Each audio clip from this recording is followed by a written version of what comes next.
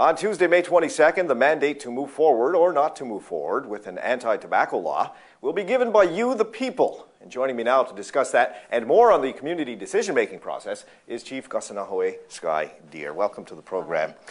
Let's start off with that anti-tobacco law. Can you give us just a brief overview of what that is? Okay, well, a community member had submitted to have an anti-tobacco law in the community of Kahnawà. As anybody in the community has a right to put forward any kind of legislation, he felt that perhaps it was needed to have an anti-tobacco law and for tobacco only to be used for medicinal purposes. So the all-out ban of manufacturing and selling tobacco in the community of Kahnawà is what's being proposed on the table. So on the 22nd, everybody in the community has the opportunity to come and have their opinions voiced about whether they support this or they're against it, and to have fruitful dialogue, hopefully, and then a decision will be made whether or not to move forward with it. Okay, so it could just stop on the 22nd, yes, or it might move forward.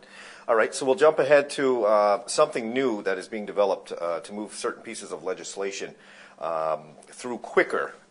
What is being done, and can you give us a little bit more, some details on what this means exactly? Okay, well, I'm on the KLCC, and we're looking at a Type 3 process. There's already the Type 1 process of general application and the Type 2 for laws that are more regulatory in nature. And what we're looking at is developing a Type 3, which is an emergency lawmaking process.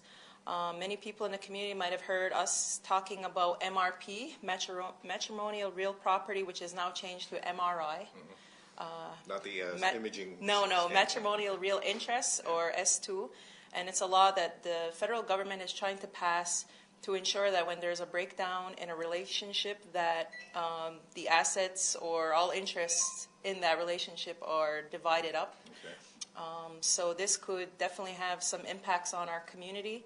And if we don't have a law in place by the time this law has royal assent, then the Canadian law is going to apply on our territory. So in light of this, we thought it was important for us to have some kind of expedited process. As we know, the CDMP as it stands is kind of lengthy.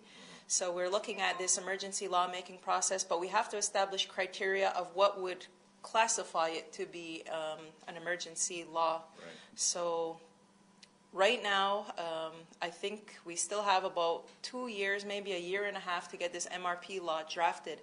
But in the face of other coming legislation in the future from federal or provincial government that we don't want it to affect our jurisdiction, then we need to have something in place for our community. Okay, and I guess we'll have more developments on this as it goes along, because the KLCC has just now been mandated to develop the criteria, right? Yeah. So it's still in the early infancy. I mean, we haven't even really started putting the whole meat and potatoes to it. I'm going to be giving an update on this at the next community meeting, which is going to be on May 29th. So there'll be discussion there with the community as well to see, how they feel about it. But, council feels that it's very important in light of what we see coming in terms of future federal and provincial laws. Okay, perfect. I look forward to hearing more about it. Okay, Thanks for stopping in. All right.